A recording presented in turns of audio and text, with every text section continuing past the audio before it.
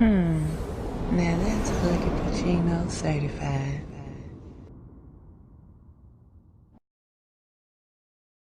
See, here's the disgusting part about Eric Reid.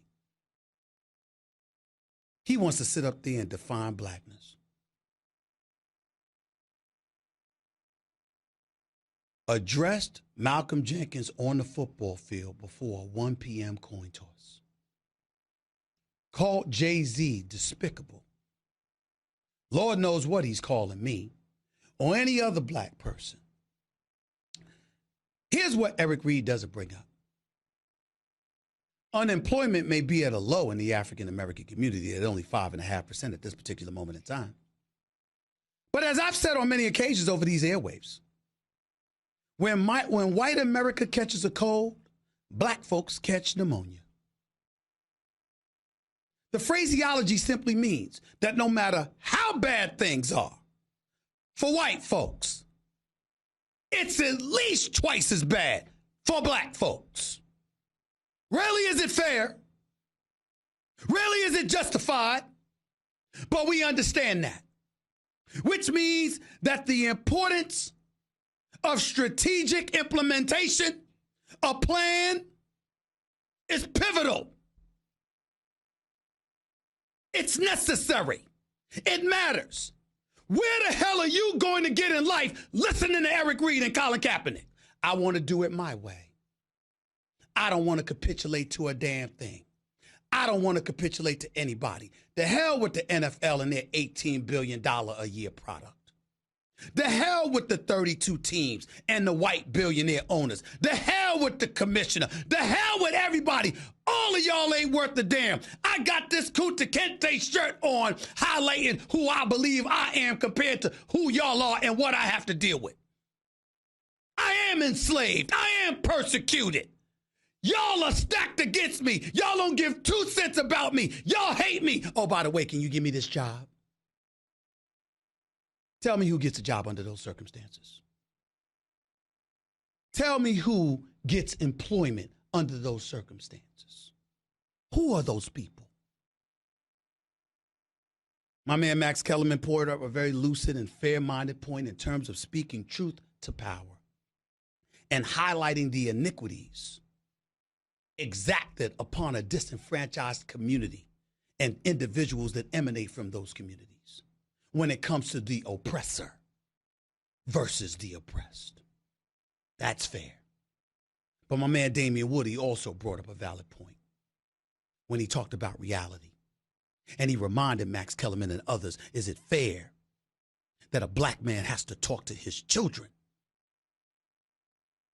about how you conduct yourself when the police roll up on you? About the reality about how unwise it might be to wear a hoodie in a darkened, compromised visual environment, particularly at nighttime, when we know a book shouldn't be judged by its cover.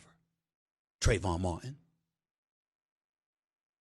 But if you want to keep your children alive, to live another day and to fight that good fight, you don't just talk about the altruistic things. You don't just talk about the way that things should be. You talk about the way things are.